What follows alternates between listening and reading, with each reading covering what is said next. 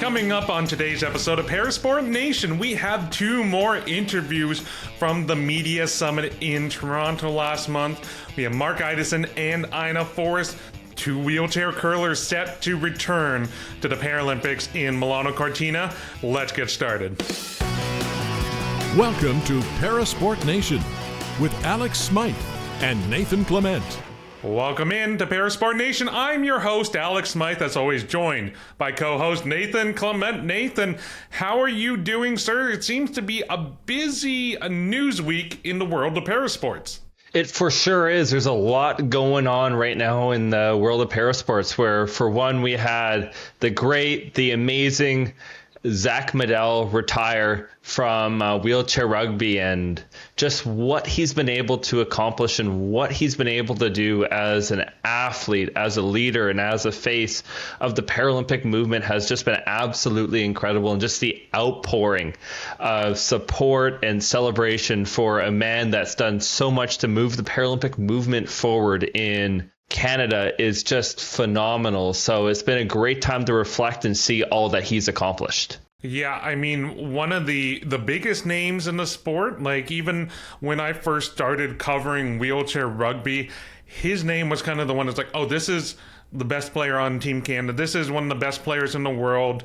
You know, he was a low pointer on the team, so there was the increased value from that. But his skill and ability on the rugby court was really impressive. And I think when you reflect on his career, I think it's a lot of great success, but not a lot of those gold medals. And I think that is just a real unfortunate thing, because someone of his skill level, you would have loved to have seen him taste more of those golden victories during his time. For sure. Sports success is always one thing we look at, but just what he's been able to accomplish from the tries to just how he's really helped that transition from one era of Canada's wheelchair rugby team onto a next, and just everything he's been able to do. And it's much more than just like that on-field play, as well as he's arguably one of the greatest of all time in wheelchair rugby. It's whenever you have a conversation with someone and Zach Medell's name is brought up, the room lights up with a smile, talking about how great of a human he is, and just the remarkable work that he has done on and off the field of play is just next. It's another level, and it's just incredible that maybe there wasn't that team success, but he still has his Paralympic medal, he has his Pan Am medals, and has just performed and really held that Canadian team to a high standard of keeping them close in so many amazing games, and even being that driving force to so many victories. Absolutely, and we're going to be having him on the program in a couple weeks to look back and reflect on his career, so be sure to stay tuned for that. But that's not the only news that's making waves in the parasport world, Nathan. Your old sport of swimming has a bit of controversy stirring in the water. Tell me more. Yeah, so recently over the Canada Day long weekend, there was a race where Canadian Paralympian Arianna Hunsicker was DQ'd for a touch in breaststroke. Now, for paraswimming, there is a lot of exemptions and modifications for various athletes. As a one-armed athlete in my swimming career, in breaststroke, there is a rule where one-armed athletes are allowed to show intent when they touch the wall, but they don't have to touch the wall with both their limbs. Now, for Arianna, she was DQ'd because of that, and her club, as well as her, protested the decision from the official, from the swimming regulators at this meet, at this competition, and they would not budge. They said that she's going to be tried as a able-bodied swimmer, and until a lot of protest, a lot of deliberation, her time was able to stand. But this is just a terrible standard to set by these officials that would DQ an athlete that has the exemptions, a part of their classification as in paraswimming, as well as like so many other sports, but primarily in paraswimming, there's certain rules and certain things that we are allowed to do. And with that one arm touch or with showing intent to touch, it's an important distinction because it's not like an athlete's cheating the system. It's a setup that allows sport to be fair. It allows the athlete to be able to compete and be able to not have that kind of standard held. And even speaking to Arianna, and one of the big sentiments that we have as athletes is these kind of calls by officials are so short-sighted and really hurts and impacts so many athletes beyond the Paralympians. Beyond that, it's the up-and-coming athletes where if this standard is allowed, it's really going to hurt kids and youth going through these certain situations. Yeah, and as you mentioned, she had the exemption. She was allowed to have to compete in the parameters that were set prior to the race. It wasn't a cheating thing. This was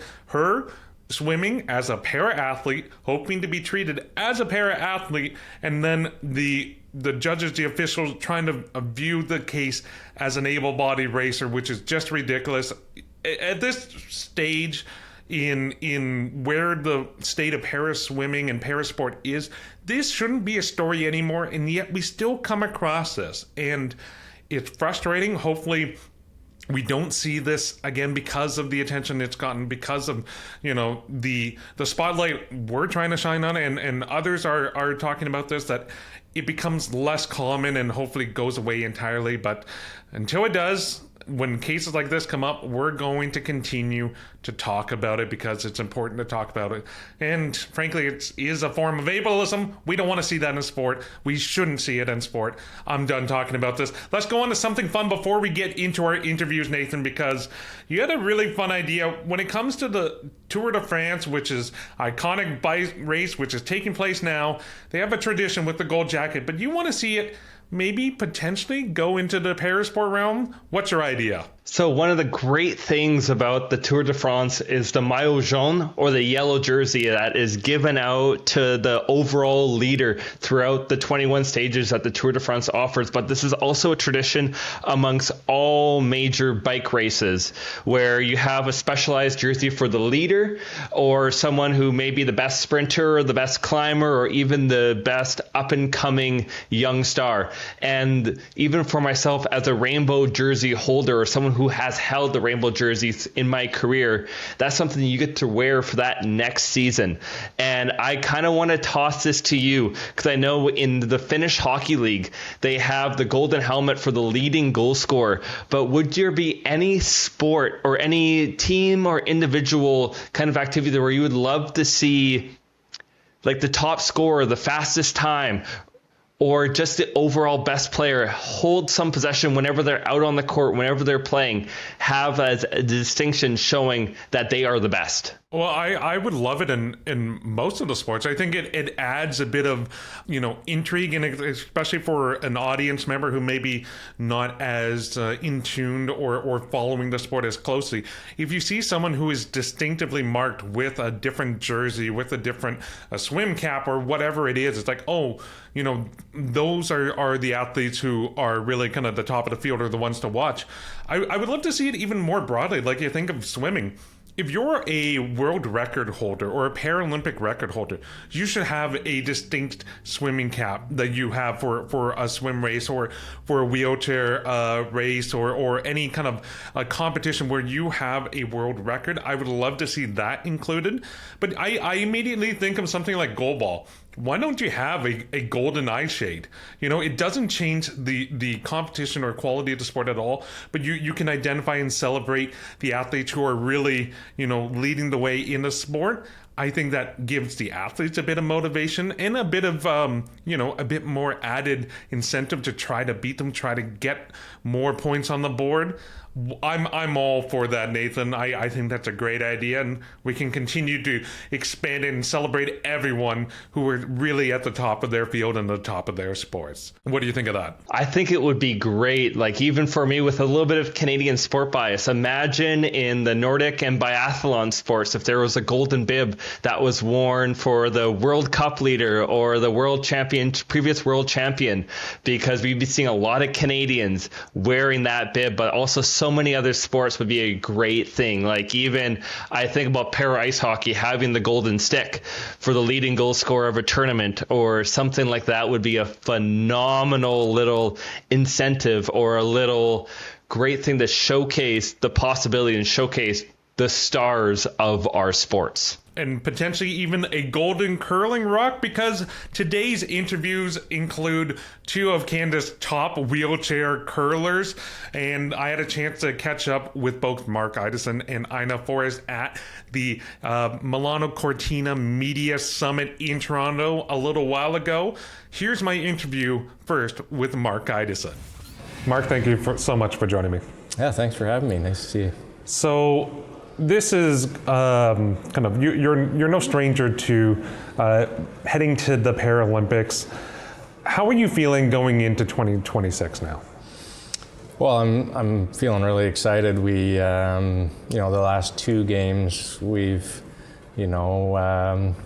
we ended up on the podium, but not exactly where we wanted. So we're looking to get back on the top of the podium this year. So we're excited to get to Italy and see the mountains and be in the historic venue. Can you take us back a bit to the mixed doubles qualifying? And it was just for myself and a lot of people back home, it was a shock. It was surprising. How did it feel for you, just that disappointment, not being able to qualify for the first ever mixed doubles competition? Yeah, it was tough. I mean, we didn't have a lot of points built up, from the previous years, so we really needed to do well at that event, and we were undefeated in the round robin, and we met a strong Japanese team in the quarter who went on to win gold, and so yeah, super disappointing, but we put our best effort in, and we did our best to represent Canada, and we put ourselves where we needed to be, which was in the playoffs. Yeah. And we lost a heartbreaker on the last shot, and that's sport. So, for yourself, being a member of the national team for a long time, how would you say your game has changed or evolved over the years from that first time you represented Canada to where we are today?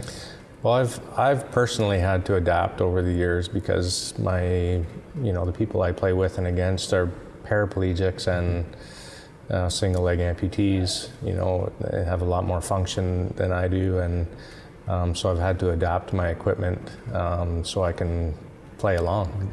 And made some changes, made my own lightweight stick, and made some adaptations to my chair, and so I've seen some evolution, and I've gained strength. I've gained recovery really since my first games, and now experience. So it's been quite a journey. Take me through some of those adaptations. Let's start with your chair. Like, how do you adapt your setup to be able to kind of maybe make the game easier for you or get a bit of a competitive edge? So I don't have trunk, so I have an attachment for my chair with a bar that sticks up, so I can use that as a modified trunk, so I can pull myself forward as I throw the rock. The stick I make out of carbon is super lightweight because my hands don't work and I don't have the appropriate muscles, like I don't have chest innervation or triceps, the ones that you need to push the rock. So I use front delts and lats and everything else that jumps in to help.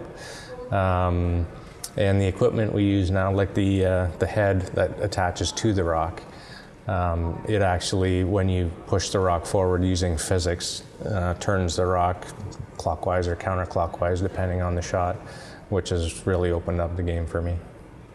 And when did you first start 3D printing some of these different accessories for the game? Because it's such a modern innovation and solution to a real life problem, and trying to make the game more accessible and competitive for you. Yeah, so that's 3D printing's my new obsession. I just love it. If my printer's not printing something, I'm like, what's happening today?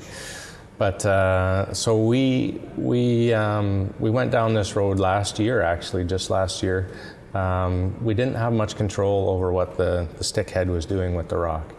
So we could recommend changes to the people that were doing it, but then they weren't always what we wanted, and so we found some retired engineers to help us design and create this incredible stick head that we're using now, and I have the privilege of printing them at home. Nice. And for yourself, what's your goal for Milano-Cortina?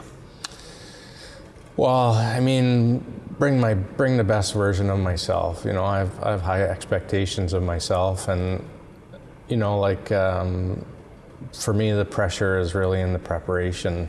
So if I do everything I can to prepare, you know, for the games, and you know, I'll just be able to play, and it'll be really nice to have my friends and family there this year. I mean, missed them in Beijing in 22, and so that'll be nice to have them back in the building.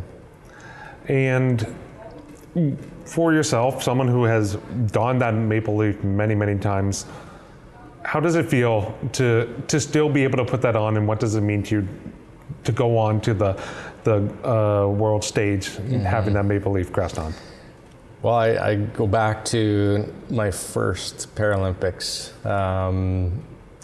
The opening ceremonies, we get bussed into the tunnels underneath the opening ceremonies venue, and all the countries are there in their various colors, and we're snaking our way through the tunnels, and you know, with the maple leaf on and the red jackets, and somebody sparks a "O Canada" song before we go up the ramp in front of 50,000 screaming people, and I've never been so proud to wear the maple leaf, and I play now, you know, with that same pride every time I hit the ice.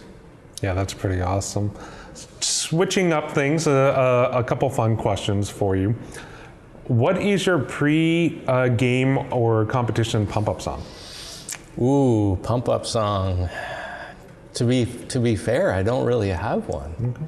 So my pre-game ritual is to just be in the room. Like, so we've got, you know, a teammate over here listening to music and someone else doing their thing, and I just love to be there and take it in, because I don't know if this is going to be my last games or my last event. So every time I'm in the room, I'm just taking it in, you know, and I love it. It just keeps me present, keeps me in the moment. Who is someone from another sport that you would love to grab a copy with? Ooh, that's a good question. Current sport? It could be current, it could be someone who's retired, just someone that you love to just catch up with and chat. I would say John Montgomery. You know, I met John once, but you know, his story influenced my story. So I'd love to sit down and, you know, coffee or beer with John would be great. Lastly, describe your perfect sheet of ice for a curling game. Ooh, it would be like 14 seconds, hog line to hog line, about 4.5 feet of curl, 6 inches of curl on a hit, you know, no frost. And that was my interview with wheelchair curler Mark Ideson. Nathan, I really loved how we always talk about, you know, athletes trying to find an edge or trying to really perfect their craft to be the best athletes they can. In Mark's case, it involves 3D printing a stick grip so he has a better opportunity to compete in wheelchair curling. I love that, being a kind of thinking outside the box, being more ingenious in how you approach the sport to give yourself any possible edge.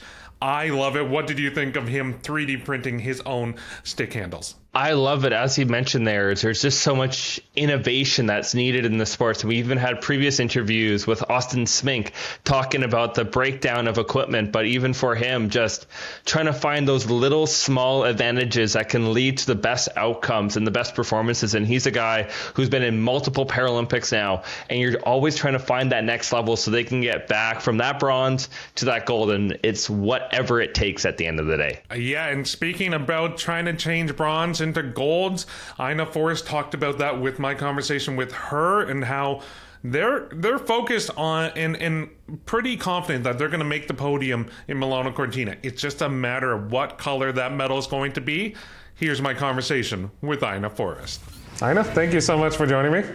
Long time no say. Yeah. So this is going to be your 5th Paralympics. Like, does the magic ever wear off for you, or does that excitement, is it still there, like the 5th time going? Yes, I believe for myself, I feel like it's still there. We'll see when we get to Paralympics, but it's because it's the same cycle every time. There's the 4 years, and you're building over 4 years, and you have to be good enough to stay on the team. The team has to be good enough to qualify to make it to Paralympics. So it still is, you know, an elusive goal. You might not make it. So once you get there, you're pretty excited about it. What does the timeline in terms of training and competition look like for you from here until Milano-Cortina? Yeah, so we start, well, right now we're always doing our weight training. Then in August we'll start with our camps. We might have a competition at the end of September. We go overseas for 2 competitions in October, 1 competition overseas in November. December, just camps, and then a competition in Canada in January. And between those, there will be some other camps that we're doing, and tactical training and, yeah, online sort of things. Is there the extra motivation? Because I know when we talked in Montreal, it was kind of fresh off the heels of the mixed doubles, the loss. Is there extra motivation knowing, okay, you and Mark are back on the team, you're going to Milano-Cortina, that you want to put on a good competition, get a good result, a bit more than you would otherwise because of that disappointment? I'm not sure if it changes. You know, we're always going for gold. That's just the nature of how we play. I think it's more getting over that, feeling that there was a disappointment and you feel a little bit responsible for it. And unfortunately, we will be missing 2 extra team members and staff members that won't be with us. So yeah, that'll still be there when we are there, but you just have to move on. And I'm happy to be on the Forrest team, happy that I'm going, so. How has your game or your approach to the game evolved from the first time you were on that world stage to now? I think I'm a little more confident that I can bring my best game. You know, it doesn't always happen, but certainly for my first Paralympics, that was the biggest worry for me, that we hadn't seen that size of crowds and I was going to be at home, and the pressure of being the home team. So that was a big concern, and I don't think I have really that much of a concern for that anymore. I know I can bring my performance when it matters. What goals do you have set for 2026? And that can be something related to the games themselves. It could be something else broader that you hope to accomplish or are focused on. Just playing the best you can and being the best teammate that you can be to help your team do its best performance there. We're the one country that has been on the podium in all Paralympics that the wheelchair curling has been on. So that certainly is a goal for me, that we make a podium finish and keep that streak alive. How have you noticed the competition like around the world? How has that grown and become more competitive? As you mentioned, you've been on the podium every single time, yeah. But I'm sure the competition has evolved since that first competition too. Yes, well, we've been on the podium, on the top of the podium the first 3 times, and then bronze since then. So yeah, there have been a lot of teams that are improving. I mean, we've improved as well, but there has been overall a big improvement, a greater understanding, I think, of the ice and curling, where, you know, people had skills before, but now they're bringing a bit more knowledge that makes their game more complete. So it's getting to be a tougher competition every year.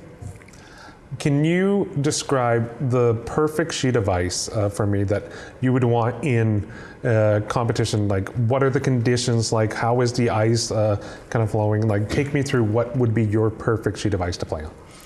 My perfect sheet of ice would be ice that was consistent all the way across. You know, it can have dips, it can have sort of ice reading technicalities that you have to understand, but just as long as the speed stays consistent across.